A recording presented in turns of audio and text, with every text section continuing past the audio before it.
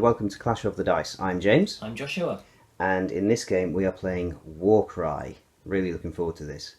And quickly go through the setting of this game. So for those of you who don't know, Warcry is kind of like a skirmish version of Warhammer Age of Sigmar. It's set in the same universe as Age of Sigmar, and the main game is supposed to be set in the 8 points with Chaos Warbands trying to vie for the attentions of the Everchosen, Archaon the Everchosen. But you can also play as other factions as well.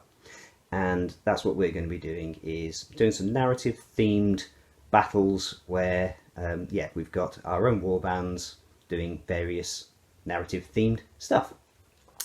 So for this one, we're starting off with a nice simple game. We are going to be playing in the realm of Akshi, and the setting of this is in the realm of Akshi towards the end of the Realmgate Wars. So Lord Celestant Vandus Hammerhand has shattered the bulk of the forces of the Khorne warlord Korgos Khul, and he has dispatched his forces trying to track down any remnants of the Khorne forces within Akshi. And to that end, they've had reports of a possible Khorne shrine located in some ruins, and so a retinue of liberators has been dispatched to investigate the site and take down any Khorne chaos forces that they find at the site. And for that we are using pre-selected cards, so we're not going to randomly have a victory card, a twist card and a battle line card, a deployment card. So we are using the victory condition of no mercy. The forces of Sigmar are just trying to take down the forces of Khorne. So a player wins the battle as soon as half or more of their opponent's fighters have been taken down. At the end of the 4th battle round and each subsequent battle round, any fighters within 4 inches of the battlefield edge immediately count as being taken down. For the twist, we are doing no respite, so we cannot use the respite universal ability, and the respite universal ability means that essentially you can't heal yourself. And then for battle lines, for the deployment, we're using battle lines. Many of the deployment cards for Warcry have predetermined reserves, so they'll come in on various turns in various locations, and battle lines has got no reserves at all. Everything starts on the battlefield, and you split your warband into 3 parts. You have a dagger, a hammer and a shield. So that the deployment card then shows you where each of those battle groups deploys on the battlefield. So on that note, let's go and have a look at the forces and see how we have divided them up into battle groups. So yeah, we are playing an open war mission, and here we have 985 points of Stormcast Eternals from the Hammers of Sigmar. And those of you in the Say Hi Paul community will think, hang on, but James's Stormcasts are the turquoise blue of the Celestial Vindicators. Yes, they are, but I wanted to play this narrative, so I had some spare liberators, so I painted them up as Hammers of Sigmar just for this game. Right, so we have, nice and simple, a Liberator Prime with a Warhammer and a Sigmarite shield, and then 4 Liberators with Warhammers and Sigmarite shields. Now the 3 battle groups are the dagger, the shield and the hammer. The shield has to have at least 1/3 of your fighters in it. So in the centre of the screen where we've got the Liberator Prime and one of the Liberators, that is my shield. To the left of the screen we've got my dagger, which is just a single Liberator, and then to the right of the screen we have got my hammer, which is 2 more Liberators with hammers and shields. So that is my force of Stormcast Eternals. Let's go and check out the Bloodbound of Khorne. This is my Blades of Khorne force for Warcry. It is 970 points of Bloodbound Khorne. My dagger is on the left, and it is comprised of a Korgorath and a Bloodstoker. My shield is in the middle, with a Slaughter Priest and 2 Bloodbound Reavers, with with Reaver Blades, and to the right is my hammer, which is 3 Reavers with Reaver Blades. Yep. And just to clarify a couple of things, in each warband you need to have a leader, and ordinarily you can only take one leader, but in the revised rules you can take a second leader to act as a champion. And in Joshua's warband we've got the Slaughter Priest as your leader. Slaughter Priest is my leader. Yeah, and the Bloodstoker is then therefore classed as a champion. Yep. Right, let's go and deploy. So the Stormcasts are approaching this suspected Chaos Keep, and sure enough, with a howl atop his skull altar, the Slaughter Priest orders his forces forwards. Right, so we're going to do the initiative roll for the first turn.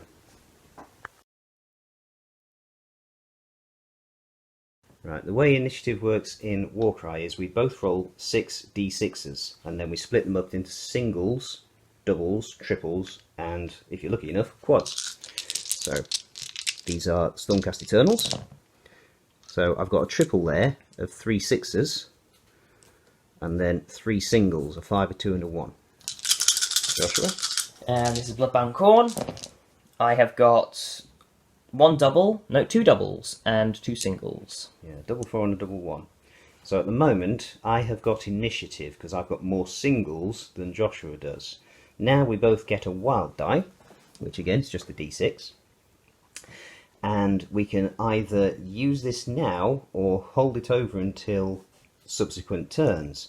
And what we can do with this is we can add it to an existing dice roll, so we can turn a double into a triple, or a single into a double, or if you had a triple you could turn it into a quad.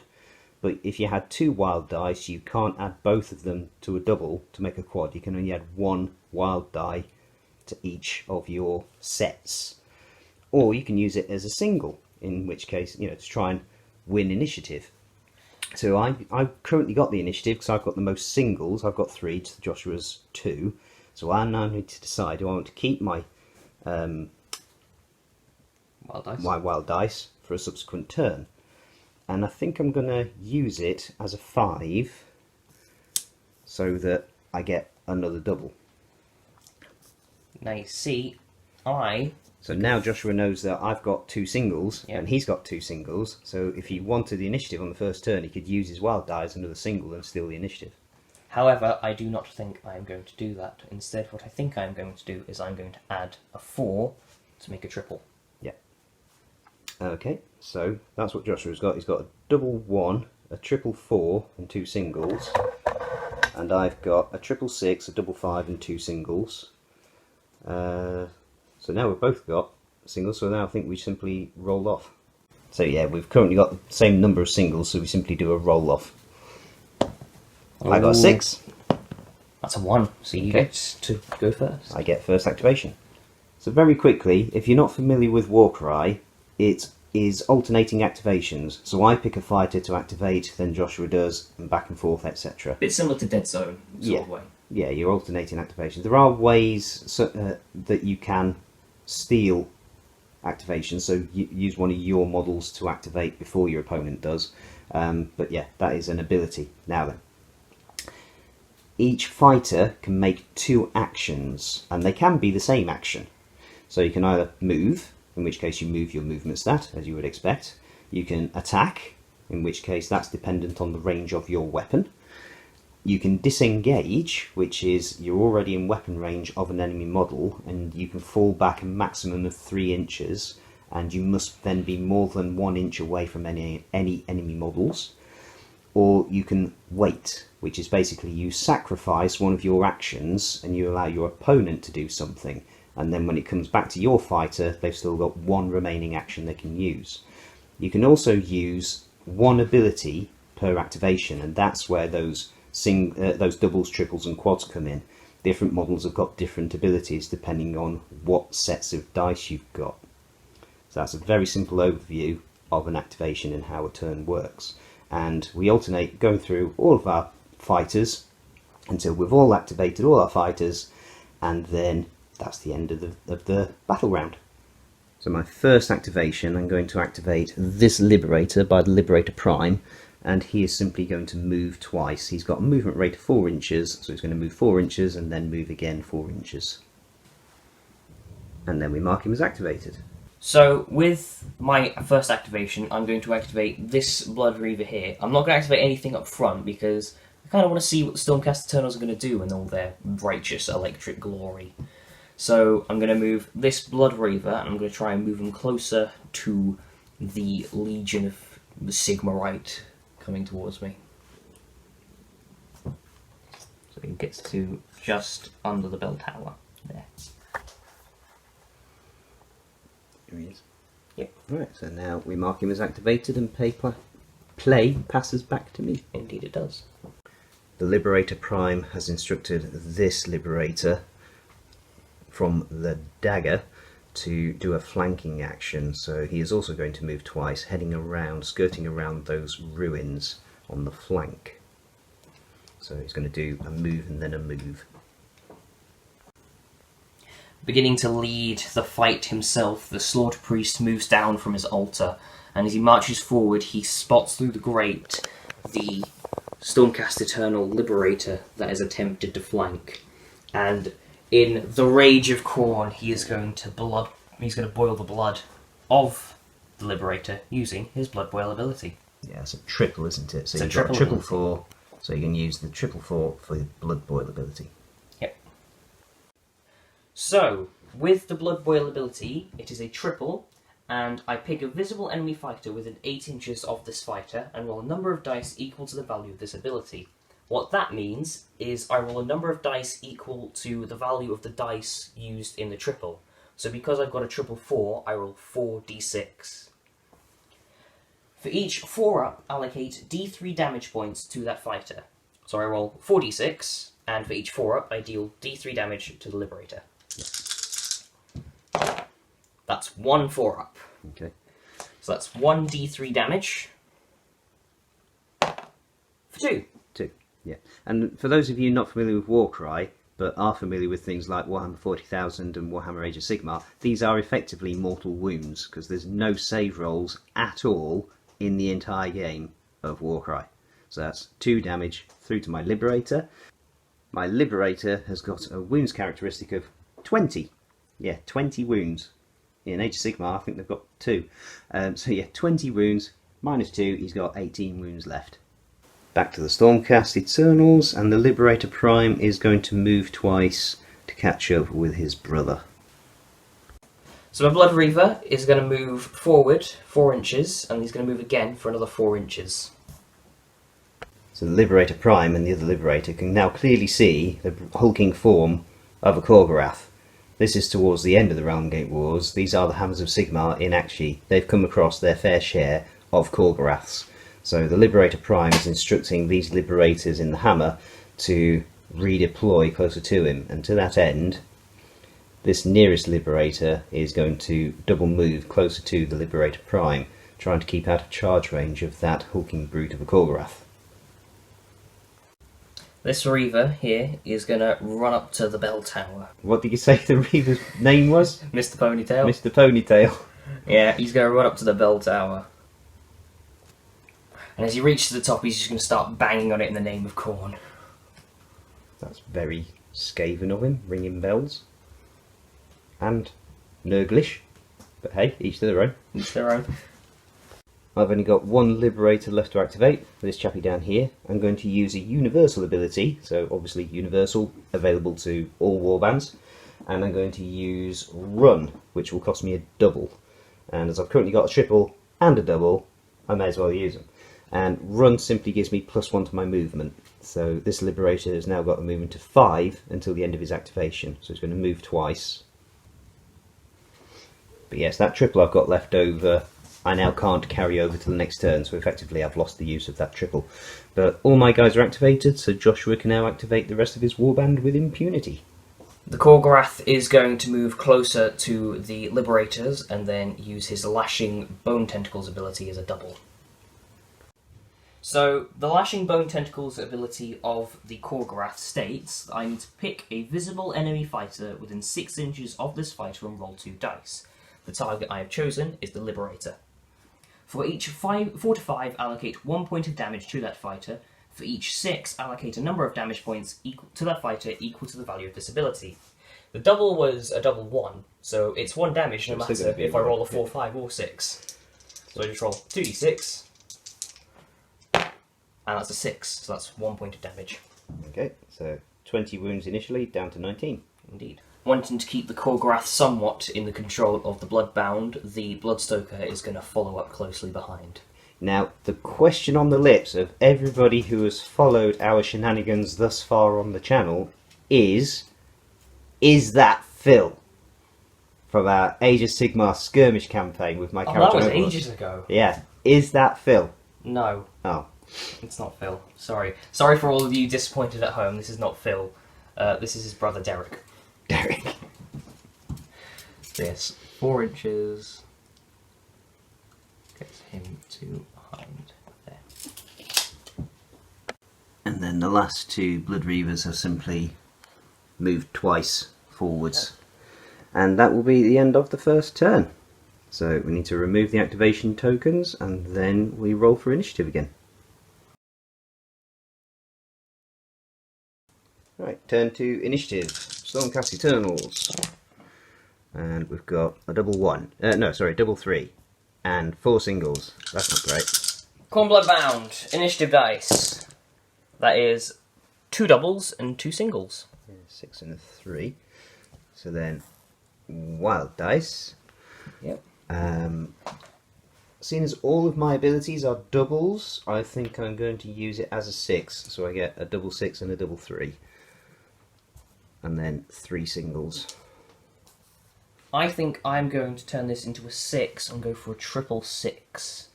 Because that could be nasty for some blood boiling action. A triple 6. Yep. And you've got 2 singles, so I get initiative. Indeed you do. So my first activation, activating the Injured Liberator, and he is going to rush. I said run last turn, it's actually called rush. So he gets a 5-inch move, and he's just over 5 inches away from the Khorgorath, so he will then be in range to swing his Warhammer. So that was his first action with an ability. Yep. So now his second action is going to do an attack, and again, if you're familiar with Warhammer 40,000, this is basically the wound step of the attack sequence in 40k. So you compare the attacker's strength with the target's toughness.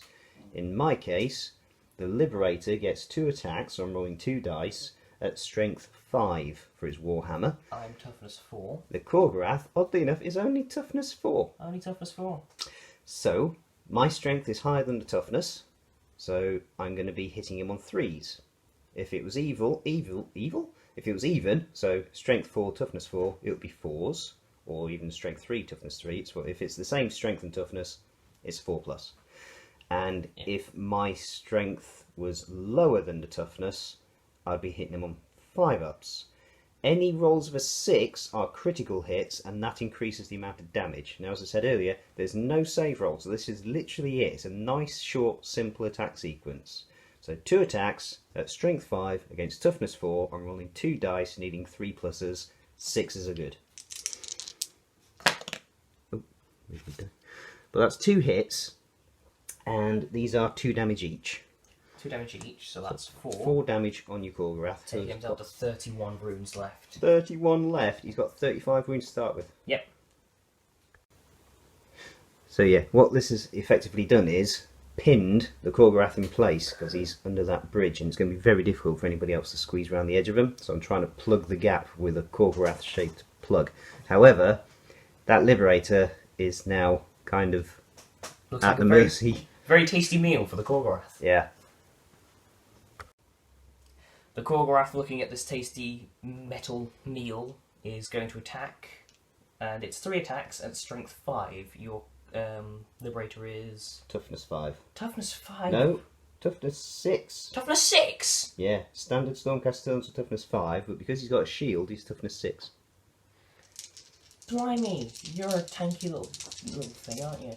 Right, hitting on 5s. That's 1 hit. Yeah. I'm glad I'm doing a second attack. That's 4 damage. So 4 damage so far, and that's your first attack. So you now get a second attack action. Second attack action. And this is the same thing again, hit on 5s. That's nothing! Ooh. Wow! So we did work out mathematically it was possible to one-shot him, but on this occasion, not. So 3 damage? 4 damage total. 4 damage, so he's down to 15 wounds left. My next activation, this Liberator over on my left flank is going to make it's going to make a move action.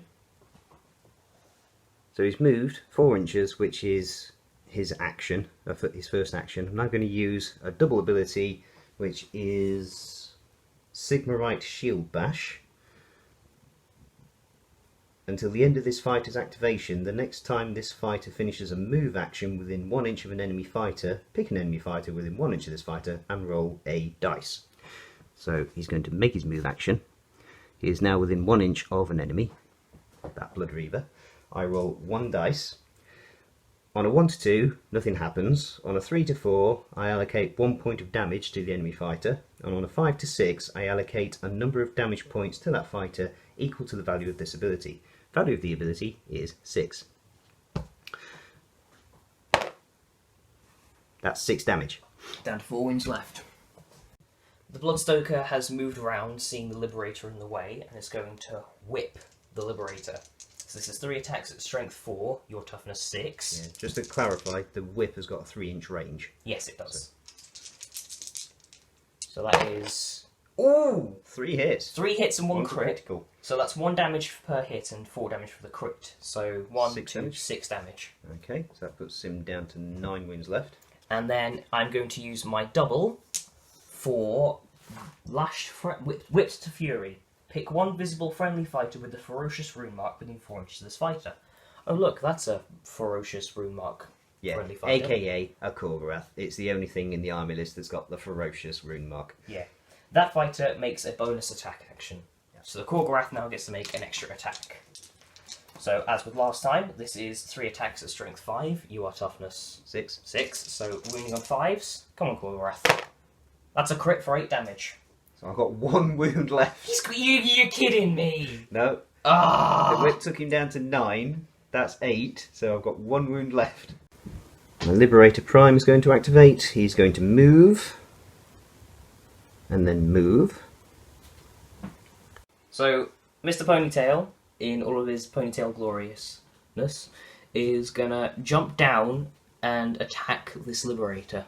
Yeah. And just to quickly explain the way jumping works, you measure the horizontal distance of the movement. You don't count any vertical distances.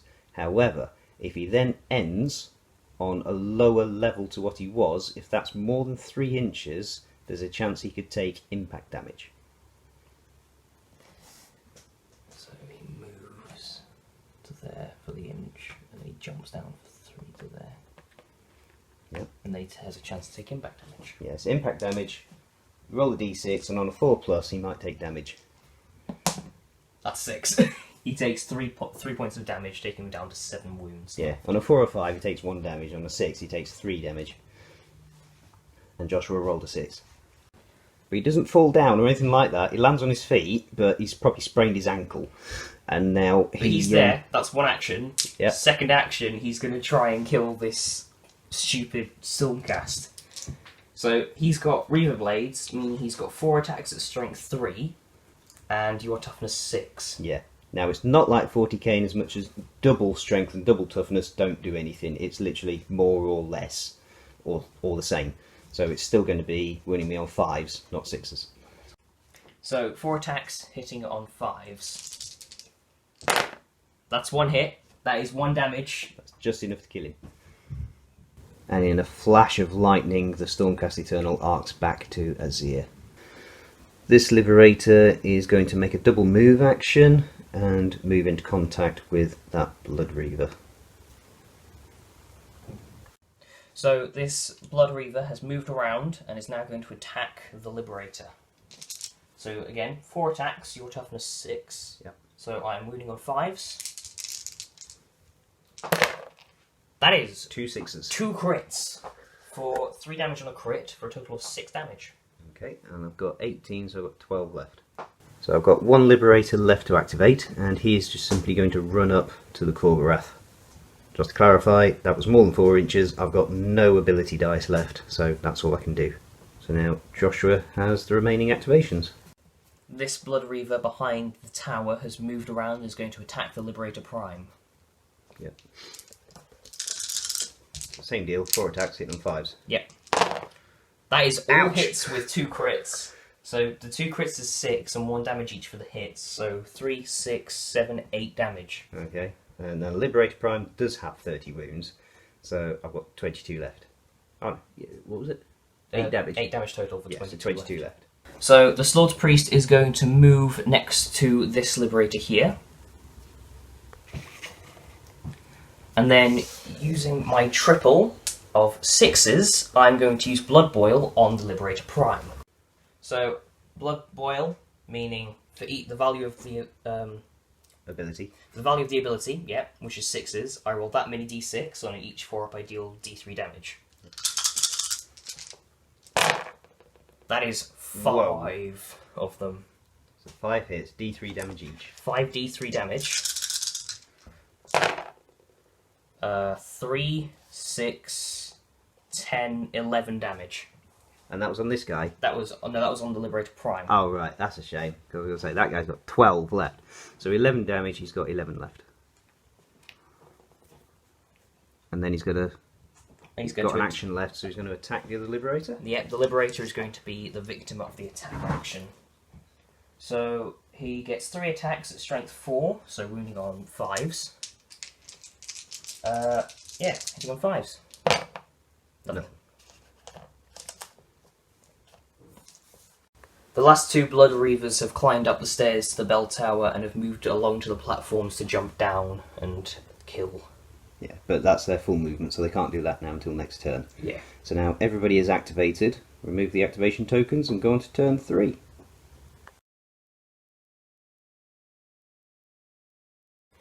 Turn 3 initiative roll, and we both really want initiative this turn. However, I want initiative and a triple, but there we go. Stormcasts. 2 double, oh no. 1 double and 4 singles. 1 double and 4 singles. So at the moment, I have initiative. I wouldn't be opposed to a quad. No, 2 doubles. And 2 singles. And 2 now singles. I've currently got initiative, so I have to decide what I'm doing with my wild die first. So I'm going to use my wild die, turn it into a 3 to get a triple. Now, So- it doesn't matter if I use a single or not because you're going to have initiative anyway. So I might as well turn the double 6 into a triple 6. I feel the blood boil coming on. Now then, this is going to be interesting because the victory condition for No Mercy is a player wins the battle as soon as half or more of their opponent's fighters have been taken down. As soon as. So it's not, you don't wait until the end of the battle round. As soon as it happens, you win. Joshua has already taken down 1 Liberator. He has to kill 2 more. So, we've got 1 relatively badly wounded on 12. We've got Liberator Prime on 11. And then 2 others that are at full health. I need to kill 4 of his models. Which, yeah, the simplest ones to kill are the Blood Reavers because they're only 10 wounds each. And we've got 1 there on 4 wounds left. 1 there on 7 wounds left. And the others are either at full health or up here. We've got a chunky big Korgorath with 31 wounds remaining, and a Slaughter Priest. How many wounds does the Slaughter Priest get? 32. 32 wounds on the Slaughter Priest. Yep. So, yeah. It could go either way, but I suspect I'm getting an inkling for which way it's gonna go. But I get first activation. I'm going to start with the Liberator Prime, and yeah, let's see how that goes. Liberator Prime's first action, he is going to attack this Blood Reaver in front of him. I get 3 attacks at strength 5. You are toughness 3. The toughness 3 does belong to the Reavers. So I'm hitting you on 3s. And that is 2 hits and 4 damage in total, 2 damage each. Yep. And that was on This Blood Reaver. So that's he's got 6 left. And then That's 3 and a 3. I will second action, rinse and repeat. Alright, so 3 attacks on 3s. That's a crit. So that's 4 damage, and plus then 2. a hit, which is 2 damage, so that's Which is 6. Which So is he kills dead? him. He is killed, because that's, 4 and 6 for 10. Awesome. I'm then going to use my triple on Inspiring Presence. Pick a fighter that's not already activated yet this battle round, and that is within 6 inches of this fighter. You can only use this on a leader, which is why I activated the Liberator Prime first. You can activate that fighter immediately after the activation of this fighter ends. So that is my one and only ability, because I've got everything else is singles, and I'm going to activate that Liberator to attack this chap.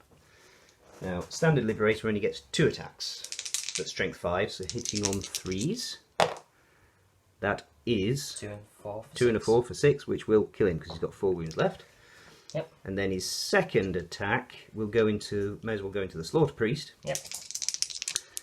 Is he toughness 4? He is toughness 4, yeah. Yeah, so still hitting on 3s. And so that's 1, 2 damage each. So Takes he's him got up to 30 wounds left.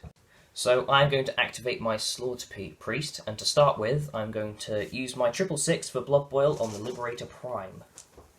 So 66 on a 4-up, it deals D3 damage. Let's hope it balances out compared with the last roll.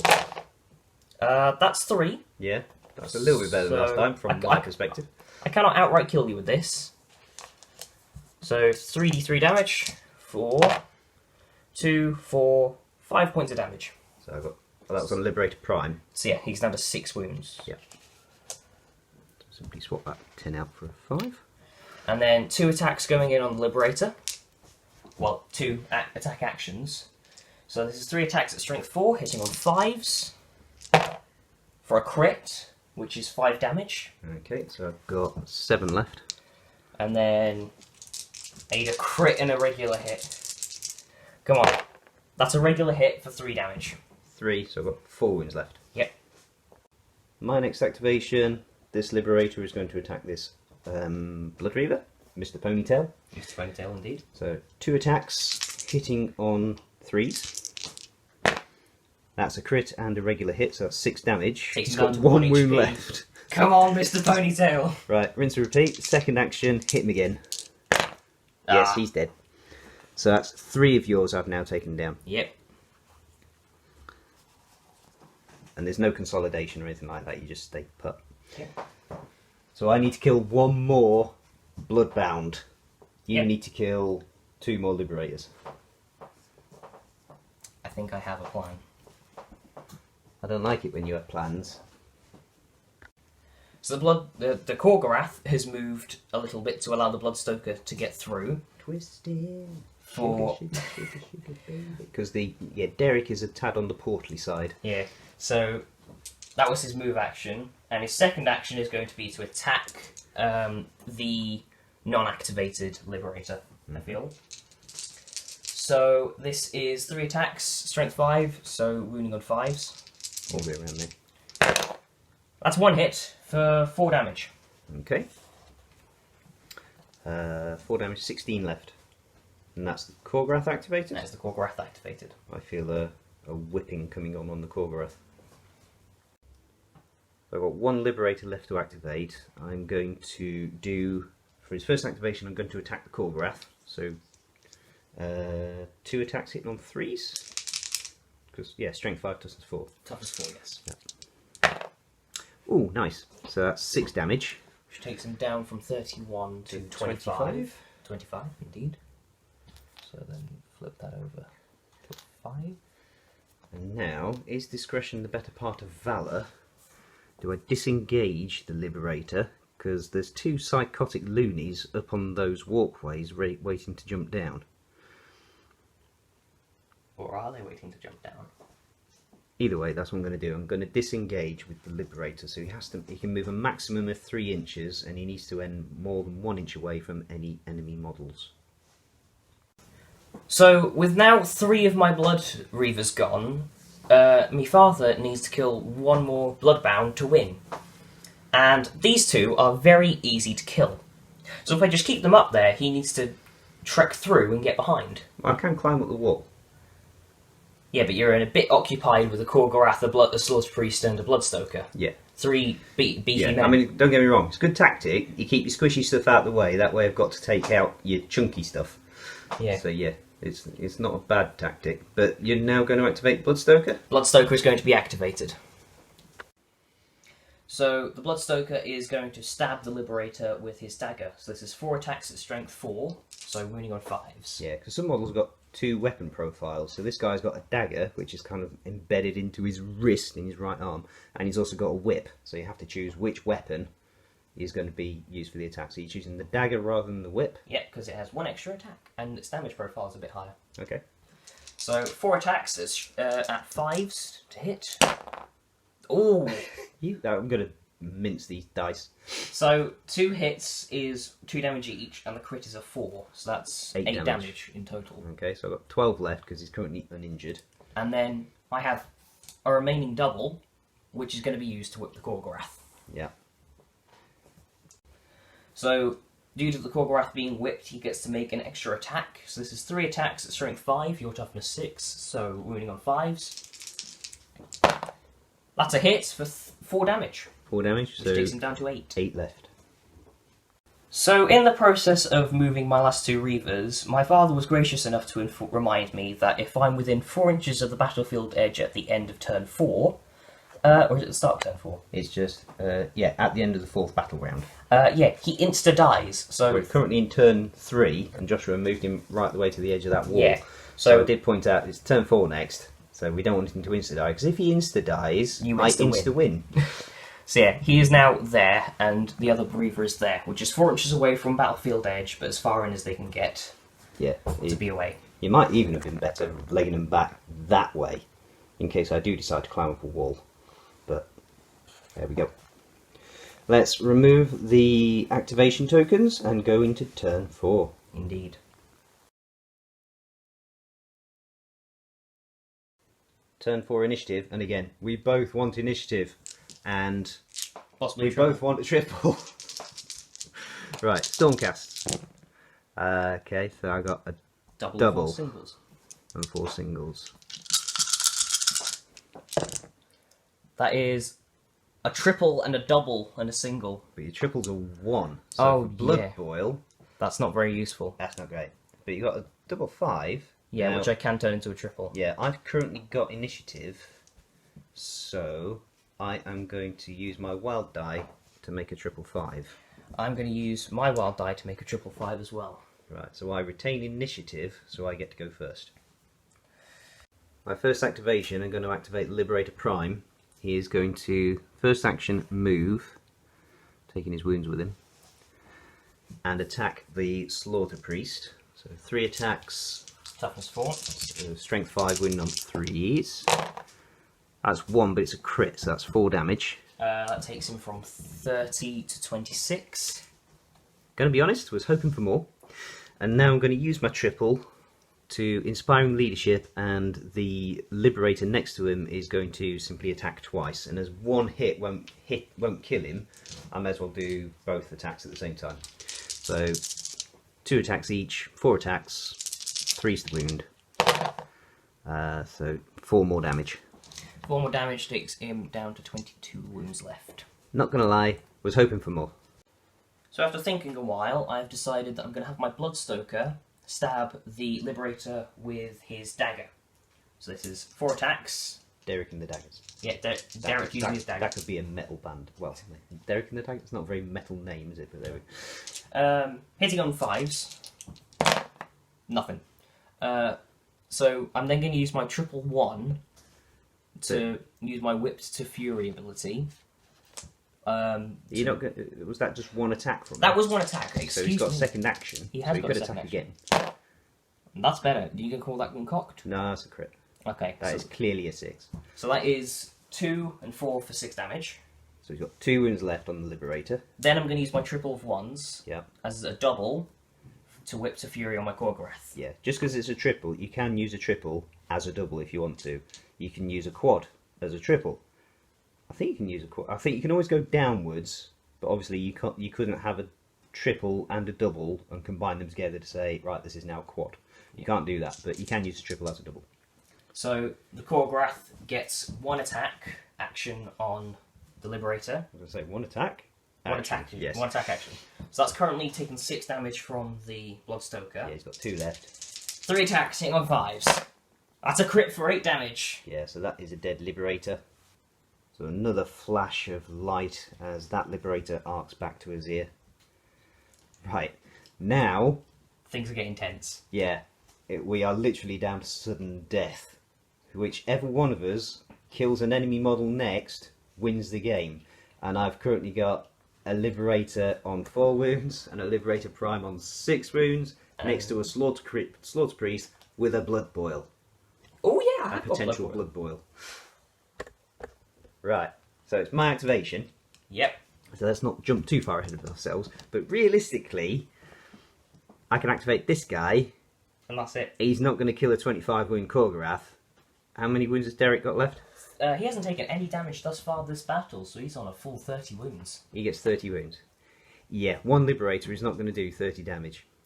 Right, so, especially as he's got to move before he can fight. So we'll do that. He's moved in. 2 attacks. 10 on 3s, so that's 2 damage on the Korgorath. Which takes him down To 23. 23. Oh, that's the wrong one. There we go. Right, who are you activating next, Joshua? I think I'm going to activate my Slaughter Priest next. Oh, really? I can't think why you would possibly want to do that. I'm going to save my Blood Boil for just in case. Mm-hmm. So I'm going to use both attack actions on the Liberator. Yeah, with abilities you can use them at pretty much any point in your activation, but obviously depending on what the ability is, you might want to use it either at the beginning or after the second action, or yeah. Because I was using this before to soften up enemies, now I want to make sure to use it as a finisher. So you're just going to swing his big axe Yeah. at the Liberator. So this is 3 attacks at 5s to hit. Oh, are you going for the Liberator or Liberator Prime? Liberator Prime would be more cool. Yes, it would Let's be. go. Let's go for the Liberator Prime.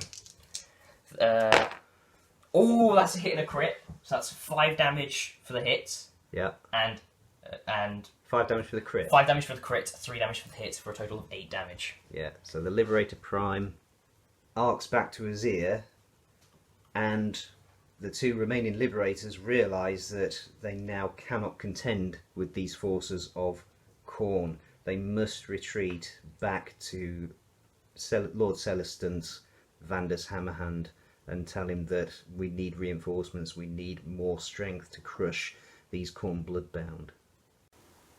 So yeah, we were just very quickly saying and realised we should probably be saying these things on camera. That was closer than it looked, I think. It came down to who could kill something next, and Joshua very wisely kept his squishy units out of the way, which meant I had to chop through chunky units.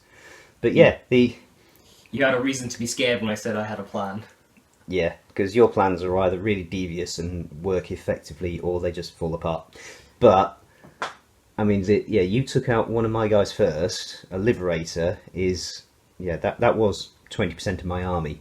Yeah. Because a fifth of it, so that put me at a bit of a disadvantage. And as I say, you had the advantage of numbers, so you didn't want to commit your Korgorath, so you could just let me activate, and then you could plough into me with your Korgorath afterwards. So the beginning was very cat and mouse, which is definitely you refining your tactics, because back in the days you would just charge forwards and stomp stuff, and yeah, that wasn't quite as regular. You're now picking and choosing your moments more. Yeah. So what do we think in terms of games? I am very surprised Korgorath is only toughness 4. Yeah. Don't get me wrong, I'm glad it's not toughness 5. It's got 35 wounds though, which is Yeah. a lot to get through. That's it. I mean, you've got a very limited stat block for each model. Yeah. So you have to work a lot of factors into those stats. So yeah, it's only toughness 4, but 35 wounds to hack through is quite significant, but I do think it should probably be toughness 5, whereas a Liberator is toughness 6. Don't get me wrong, a Korgorath is not encased within Starforged Sigmarite, But it's got a lot and of it doesn't bony, have a shield. It's got a lot of bony armour though. Yeah, it is just a slab of bone and muscle. So yeah, it is quite surprising it's only toughness 4. But a lot of the big monsters are just toughness 4. Even the gargantuan models are only toughness 4, but they do have 50 wounds or something like that. Yeah. So it's a lot of wounds to hack through. The Slaughter Priest was very effective. He was, yeah. I'm quite surprised that Blood Boil is only a triple. Again, I would have thought it would be a quad, because generally speaking, the harder it is to get the dice to trigger the ability, so double, triple or quad, the more powerful the ability is. So I was quite surprised it's only a triple and it's that powerful. But Yeah. then again, it is very dice dependent. Yeah, I mean, that first one where I got 11 damage on your Liberator Prime with Blood Boil, Yeah. that was very dependent on the fact I got a 6, and it was... I got 5 of them for the D3 damage. Yeah. So you had the maximum number of dice you could roll. You had more than average in terms of the ones that hit, so 4+, and then you rolled well on your injuries for D3s. Yeah. And the way you used those Blood Reavers was super cool as well. Just I loved the guy who ran up the steps, leapt off, and then took out that Liberator. That was great. It was really cool, and it's the kind of thing that happens in the narrative in the very first Realmgate Wars book, where the Stormcasts do come down to action with Vandus Hammerhand at their fore. There is a scene in the first battle where a Blood Reaver just runs along and launches himself at a prosecutor, one of the Stormcasts with the wings, who swoops low enough, and he just leaps up into the air, grabs hold of him and brings him down to the ground. So it is very thematic. That was really cool. But yeah, on the whole, I thought that was good. That was Warcry. We're going to be playing a lot more Warcry. I'm going to try and put these narrative slants on them. I've got a few more ideas coming up, so I need to paint more models. But yeah, this first game, I wanted it to be simple, which is why I had a relatively simple force, just a retinue of 5 Liberators. Nice simple mission, just kill stuff. Nice simple deployment, no reserves. Nice simple twist that we wouldn't have to forget. You can't use a respite ability. And I like the way that turns into no mercy, no respite. But yeah, there are obviously more succinct, is probably the wrong word. The combinations Strategic. of... Yeah, there's... You can make these missions much more quirky depending on what the objective is and what the twists are and even what the deployment is. So you're given predetermined areas where you come in and also predetermined rounds where you have to come in on that turn. So sometimes you have to bring in a particular battle group, so your dagger, your shield or your hammer, on a particular turn in a particular place. So that mixes things up a lot, and the twists they can vary wildly from you can't use a particular ability to there's a zonking great zombie dragon on the battlefield that is hostile to both of you. But yeah, looking forward to playing more stuff like that. Obviously, all of this is GW stuff. So the board is the board that you get in the Warcry Catacombs set. The terrain comes in the Warcry Catacombs set. All the models are GW. All of the tokens are GW. I'm not a fan of the tokens. I'm going to see if I can get some special dial type things that we can use for keeping track. Yeah, obviously that is the Khorne Skull Altar of Skulls. Again, GW terrain. But yes, that was that. I hope you enjoyed it. I enjoyed playing it. I enjoyed playing it. You enjoyed playing it? Excellent. Yeah, it's a fun, short skirmish game compared to some other games which can take a relatively long time. Yeah, and it's relatively simple. I don't think we forgot any rules. No, whereas... I might be wrong. If I am wrong, I'll have put in any comments into the edit as we talk over them. But right here, right now, I can't think of anything we forgot. No. Tactics is a different thing. We might have screwed up some of our own tactics on what we should have done at what point. But in terms of forgetting rules, I don't think we did. No. Don't think we got anything wrong. Overall, it was a close game and fun. Yeah. So thank you very much for watching. Please continue to like, Comment. and subscribe. And until next time, God bless.